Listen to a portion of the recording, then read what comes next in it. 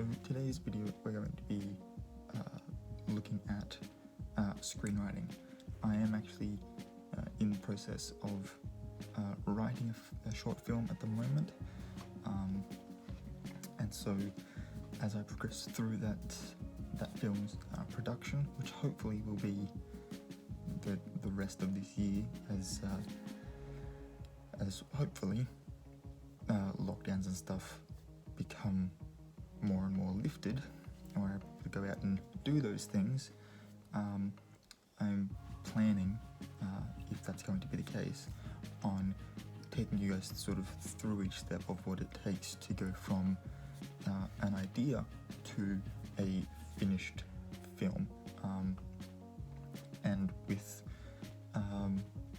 mobile phones and stuff having increasingly better quality of cameras, you can literally make a short film just by yourself effectively. So yeah, let's get into this. Now I will leave a link below. You can read through it yourself. If I'm not making anything clear, it will sort of explain it maybe a little bit better. But let's get into it. I'm obviously not going to read you everything because I want to get through this. So the first thing you will probably see on your script when you're writing it is your scene heading, which is sometimes called a slug line, and it tells the reader of the script, whether that's your actor or the editor or whatever, tells them where the scene is taking place, whether or not we're indoors or outdoors, usually shown by an interior, INT, with a full stop, or exterior, EXT, with a full stop. Those words are kind of the only ones that you'll abbreviate, hence their full stops. The next in the slug lines,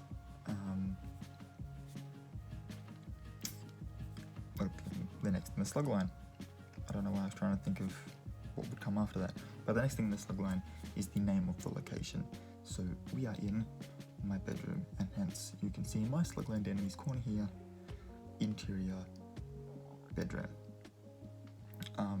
But obviously bedroom could be something like living room, or sports field, or inside. You could be inside a car. You could be, if we talk about something like Infinity War, for instance, you might have exterior shot Titan, so you know that you're on that particular planet. Or in Endgame, they might have Morag and Vormir as other places that they go, for instance, just so you know that you are actually going to a different place, and hence that may mean that you'll be seeing different characters within that scene. And then lastly, right here at the end, is the time of day. So you can simply just put day and night to get the idea that this is just happening during the day, and the time is not does not have to be specific, or just a time at night, so you know it's going to be dark. Lighting is likely going to be blue instead of orange for a day shot, etc. Or you can go with dusk and dawn, so you'll know that as your scene progresses, the light's going to get a little bit more and more intense, or dusk, it's going to slowly fade out. And because all of this information helps to set the scene in someone's mind. So for instance, this shot here is an interior bedroom day shot. A slug line can also include production information like continuous action, or establishing shot, or stock shot, and the website does give some examples of those. If if you are using a proper scriptwriting program to write your script, it will automatically file each new scene heading that you use. This then alleviates the need to retype the same text again and again, and also helps keep your script consistent, because there is nothing more distracting to the reader than seeing one scene heading saying exterior outer space rainforest night, and then 2 pages later exterior outer space jungle night, because the rainforest and the jungle do have some differences. And keeping your scene headings consistent allows your reader to recognize locations and places and not have to figure out if it's a new set or location. You don't want to take your reader's mind off anything but the story. So yeah, moving on to the next. Alright, so the second thing you're going to see in your script is the action, and this is basically mostly what you're going to see. A lot of the stuff fits into the action part of a script. So the rules, as this website states them, action runs left to right. I know that you're watching it back, that's right to left. It's left to right for me. It goes the full width of the text on the page, the same as the scene heading. Be sure to use the word wrap function of your scriptwriting software to make editing and rewrites easy. Text is single-spaced and in mixed case. The reason it brings up mixed case is because your scene headings and your characters, when we get to that in just a moment, they are in all caps to help make them stand out a little bit more. When you introduce a speaking character for the first time, you put their name in all caps as well. The way I write my scripts is anytime I mention a character in the action, I full size their name, like I all caps their name. That way when you're reading through, trying to highlight your lines or whatever, for instance if I give the script to an actor so they can rehearse their scenes, it means that they've just got to look for the all caps words and find their character's name, and then they can just highlight the things that they do.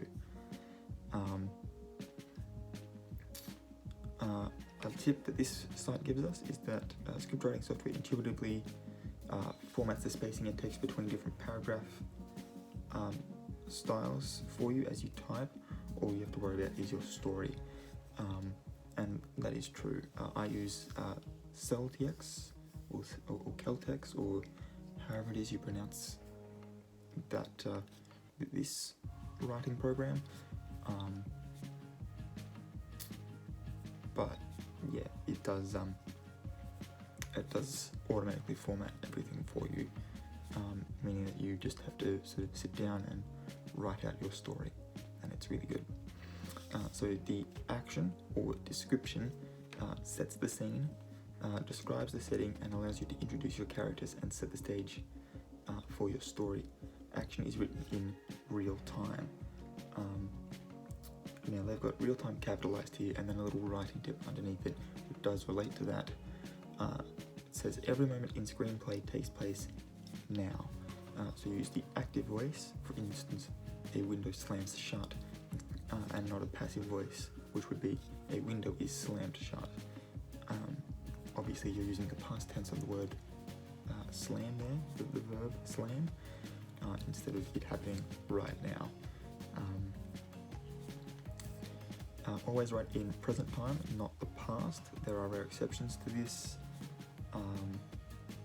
but for the most part, you would write in present time.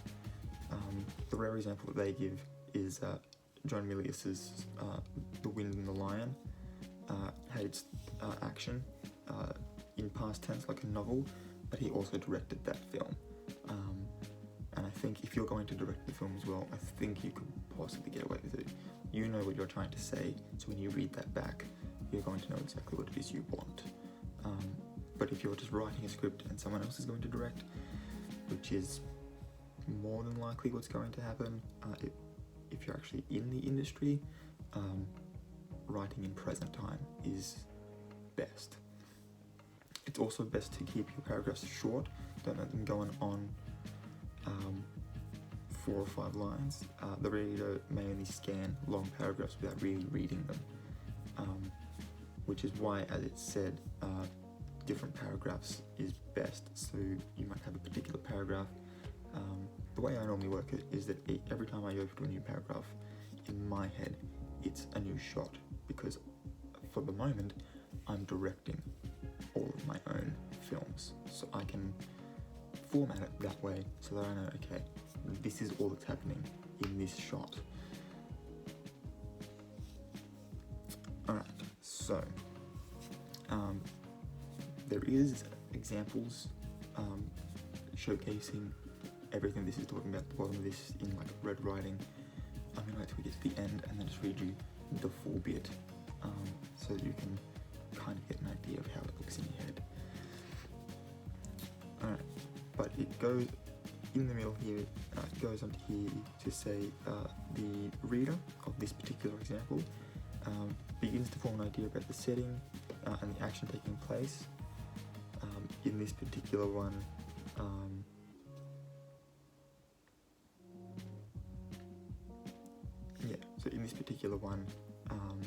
we know we're on a boat.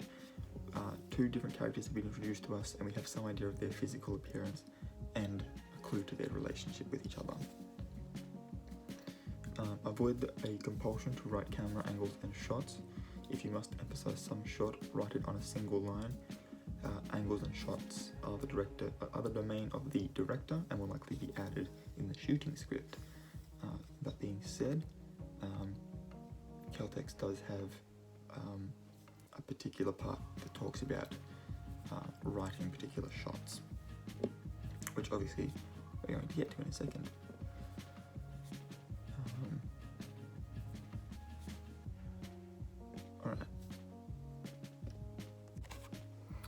Alright, so the third part that we then going to talk about is your character's name.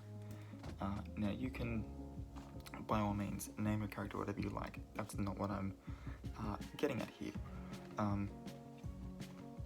The character name is formatted in uppercase letters, and it's indented usually about 3.5 inches from the left.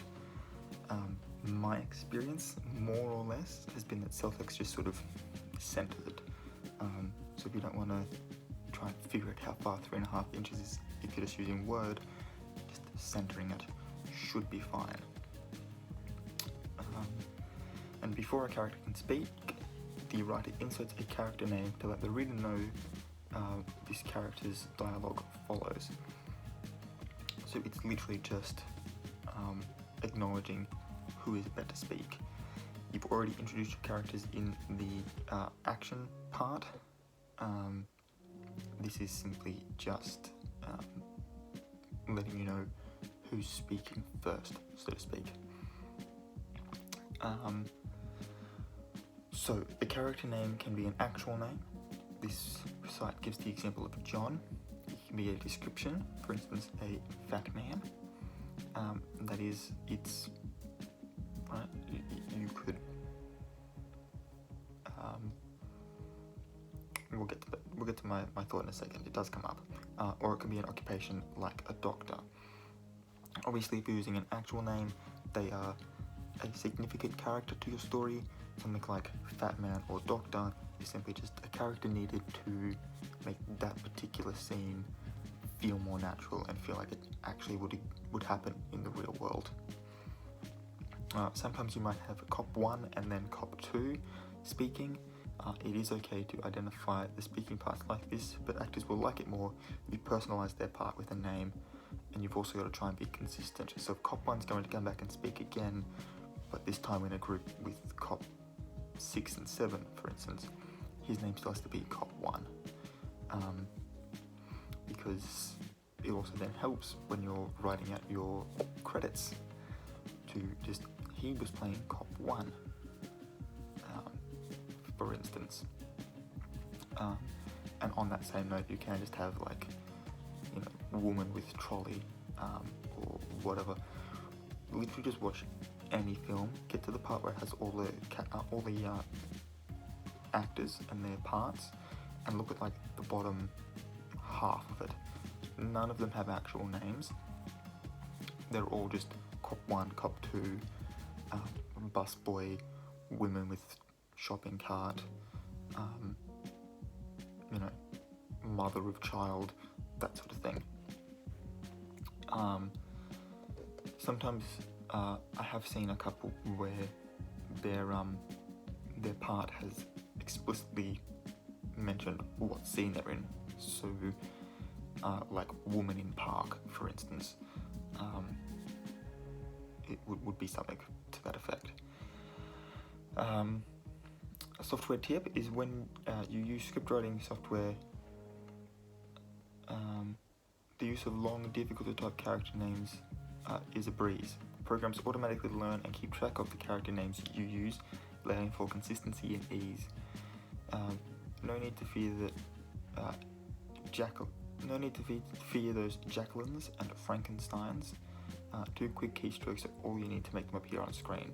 So for Jacqueline, you just need to type the JA, and then you see the rest of the CQUELIEN. And Frankenstein, you just type FR, and Frankenstein would appear. And you'd just be able to click on that, and done, he's in. Scriptwriting software will also insert the correct spacing from the previous paragraph style, saving you thousands of keystrokes during the writing process. Alright. So, like I said, I will get to the scene that they're writing at the bottom of this whole thing at the end of it. But yeah. Alright, so the fourth and sort of the final part, when we're talking about the bulk of writing a script, is the dialogue. Now the rules here, as opposed to that 3.5 indent from the margin that the character has, this one's only indented 2.5 inches from the margin, so it starts an extra inch closer to the margin. A line of dialogue can be from 30 spaces to 35 spaces long, so the right margin is a little bit more flexible, but usually around about 2 to 2.5 inches from the other side, so it's very much central, sitting about 2.5 inches off either side of the page. And obviously script writing programs themselves do this already. If you wanted to make it fit like that in your own, like if you're just using Word, it's usually a good idea to, if you've got your character name in the center, write until your line sort of is a bit wider, probably, I mean, it kind of depends how far across your page is. How far across is an A4 page? I don't know. But wait until it's like, I would say roughly 2 to 3 times as long as the name, depending on how long the name is. And then just press enter, but continue writing without capitalization, unless it is a new sentence. That way you don't have to worry about like inserting a table and messing around with it just so you can write. But obviously, as this is pointing out, an actual script writing software is preferred. Makes it so much easier. Now, dialogue rules apply when anyone on screen speaks during a conversation between characters, when a character talks out loud to themselves, even when a character is off screen and only their voice can be heard. In that case, the parentheses is given of off screen. Parentheses, I believe, is the next step in this explanation, so we will get to that. Now, great dialogue is a window into the soul of your character. It sounds real and it sounds conversational. Now, by all means, if you're simply just taking one of Shakespeare's plays and just reformatting it to a film script, you're not going to be changing any of the lines, because the idea is that you're capturing the essence of that original play, and you're just putting it onto film, which obviously has been done, and that's the main reason I bring that up is because for us, what sounds real and conversational may not have sounded real or conversational depending on when your film takes place. You've got to make sure that you are using the right kind of language for your time. You are writing all your action in the now, but if your script takes place in the year 1212, for instance, you're going to be writing your dialogue how they would sound, even though your actions as if it's happening right now. Because in your film, it is happening right now as you're watching it, basically. If you try to imagine it already being on the screen, or what's happening right now, and you're basically just live blogging the movie playing in your head, effectively, if that's an easy way to think of it. Which means fan fiction, go for your life. I would love to see some short films. That'd be amazing. So it's real and it's conversational. The audience should feel like a fly on the wall, hearing natural interplay between characters. Great dialogue may use common language, but express great passion, and even become a catchphrase in popular culture, such as Clint Eastwood's line from Dirty Harry, "Go ahead, make my day," or "Hasta la vista, baby," or "I'll be back," or "Get in if you want to live," "Get to the chop." Arnie has so many, and by Arnie I mean like films with Arnie in them. It's not a bad idea to read your dialogue aloud to see how it really sounds. If you have a difficult time reading a line, it may not be good dialogue. You'll definitely be able to tell if you organise a reading of your script and hear it that way. Best with professional actors like they do in Hollywood and on Broadway.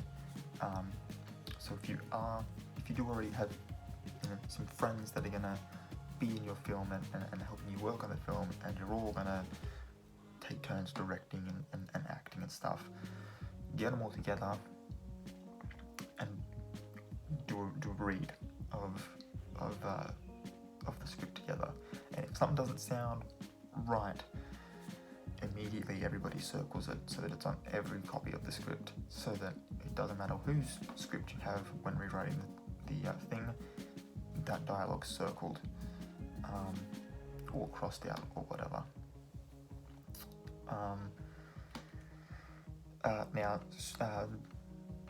Screenwriting software now has the capacity to read your dialogue back to you via your computer's sound system. So a lot of effort is going into making these things able to be done as a one-on-one sort of thing.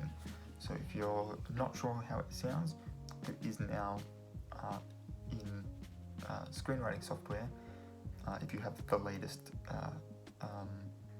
edition of your particular screenwriting software, you can actually assign a gender to your character. You can give them different inflections, and you can have a staged reading of your script right there in your living room. So you can actually assign genders and different, I'm assuming by inflections they mean like whether it's like a speech impediment or an accent or stuff, and you can literally just have your script do a table reading while you sit there and listen and make notes on how your script actually sounds, which is kind of cool.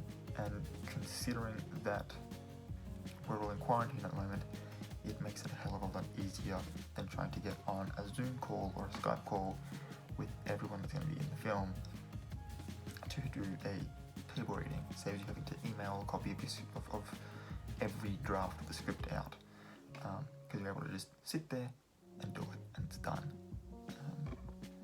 So yeah, now I'm not sure how much more the scene at the bottom here is going to evolve, but considering that I've said this is the main 4 things in your script, this is the little scene that they've written down the bottom here. There is only one case of a character speaking, but you'll quickly pick up what that is. So they do also start with a transition. Transition will be one of the things we get into. They're not essential. It's kind of like the shots. The transitions between shots, depending on what their angles are and whatnot, is regardless. So framing and angles and stuff is the director's job. Transitions is the editor's job. And obviously the director's kind of involved in that too, so he has a say in it as well. But it's not essential to have a transition. But it says, fade in, exterior, Key West Marina, dawn, establishing. Sailboats, yachts, and cabin cruisers all bob up and down in the warm blue water. Interior, master suite, morning. Expensive designer sheets and comforter covers the nude shapely body of drop-dead gorgeous Julie Cooper, 25. Sunlight filters through portholes over the muscled tan body of Frankie BC, 38. He pulls the comforter down and begins kissing Julie's naked body. Frankie, rise and shine, bluebird, time to spread your wings and fly.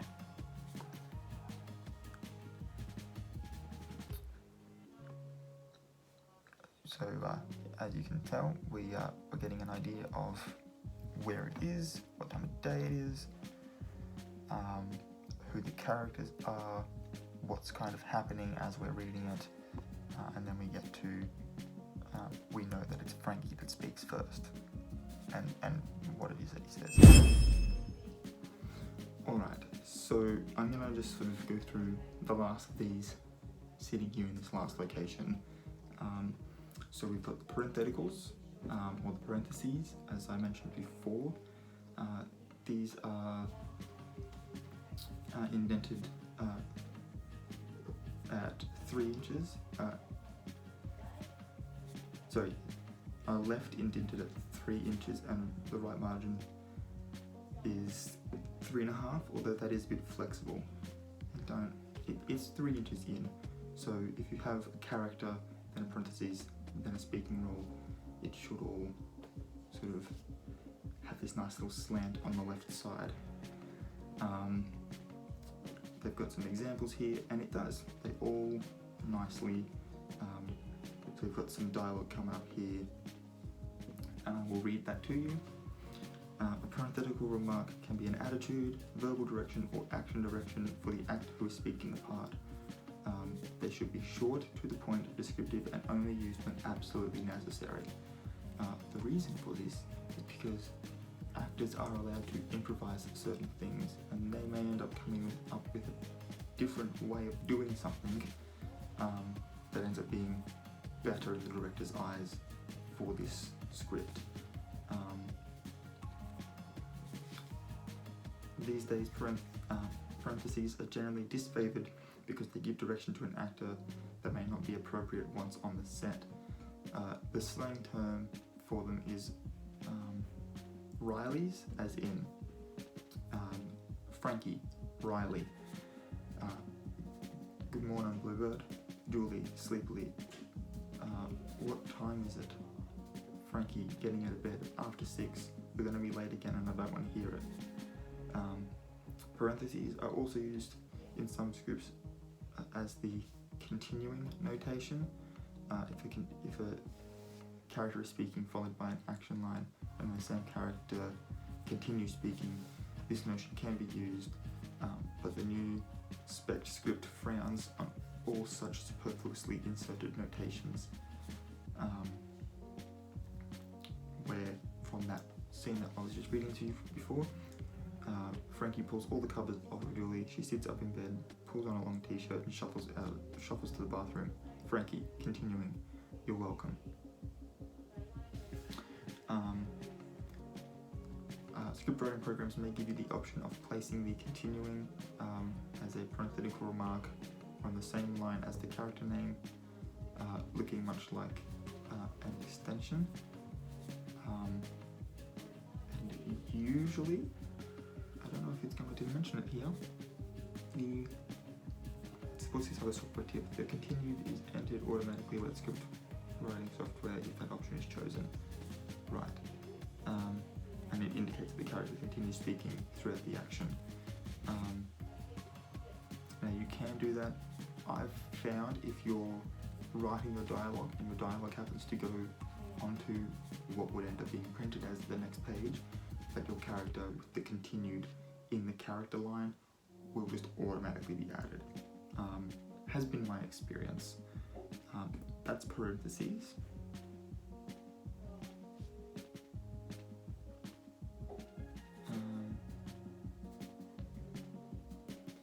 Alright, so we've got some extensions here. An extension is a technical note placed directly to the right of the character name and denotes how the character's voice will be heard by the audience. An off-screen or an OS can be heard from a character out of the camera range or from another room altogether. Some writers use OC, off camera, in place of OS. The beat that they give here, no, that's not important, that's continuing on from that extension. The other common extension is VO, which stands for voiceover. Think of a VO as a narration or a character speaking while he or she isn't in the scene. Or he or she can be in the scene but also acting as narrator, reflecting on and describing some time gone by. This dialogue is recorded and then laid over the scene in editing. And voiceovers are usually done or can sometimes be done to clue the audience into the character's thoughts.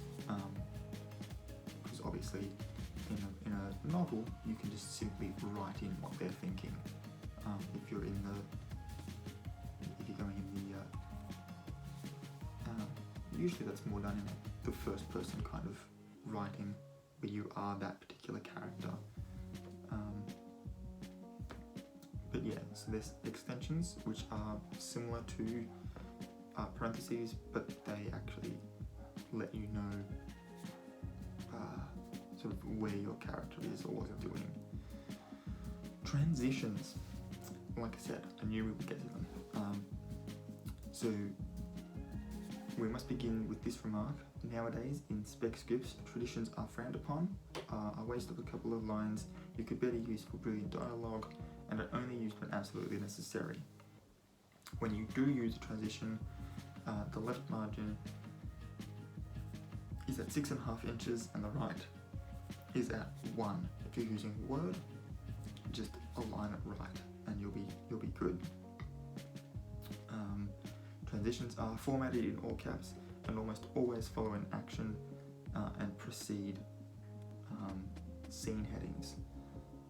So our fade to before from our little example there would have been there was nothing beforehand, the action was nothing, and then you are transitioning into something, so it's a transition. Transitions you may be familiar with are a cut to, a dissolve to, a smash cut, a quick cut, a fade to, a fade in, a fade out.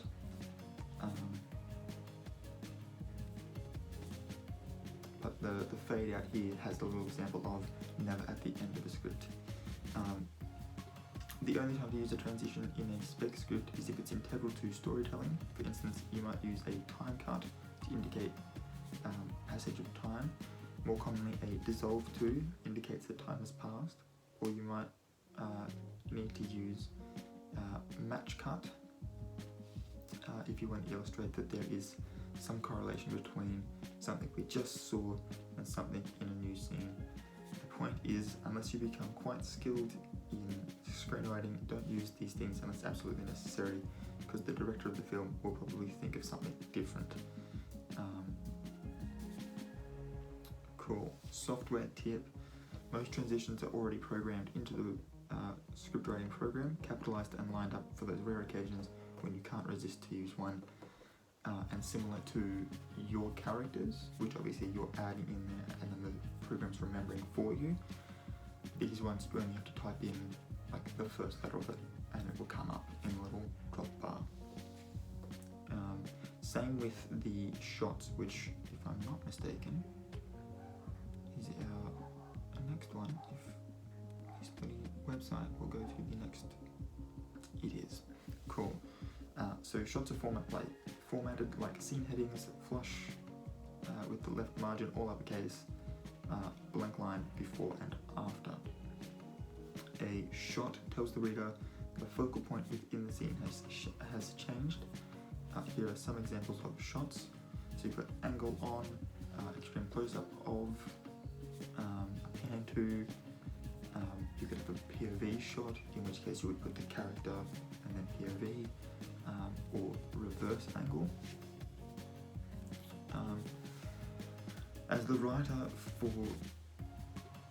writer, for reasons already mentioned, you should be very judicious using a shot to redirect the reader's focus. Your directing runs the risk of interrupting the flow of your storytelling. If what you really want is direct films, do yourself a favor and don't do it in a script, unless you're trying to, don't do it in a script you're trying to sell. Wait until it sells and try to negotiate a package deal with you on board as the director. This most often is a possibility after you've already had one of your screenplays filmed. Once in a while, calling a shot is necessary. You want the reader to see something not obvious in the scene, or you want to achieve a particular emotion or build to a climax. This device allows you to achieve this goal.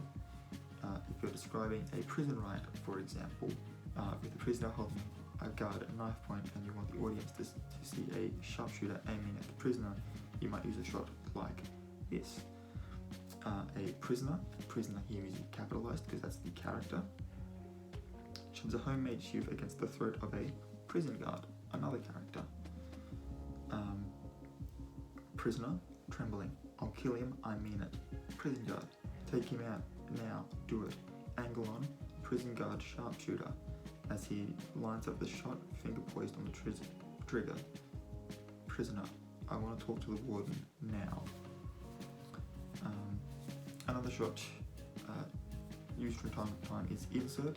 Insert is used solely as a direction to focus on something integral to the scene, often something that the audience needs to read, or would otherwise be too small to be clearly seen in a full wide scene. So for instance, this could be, I like that they use insert.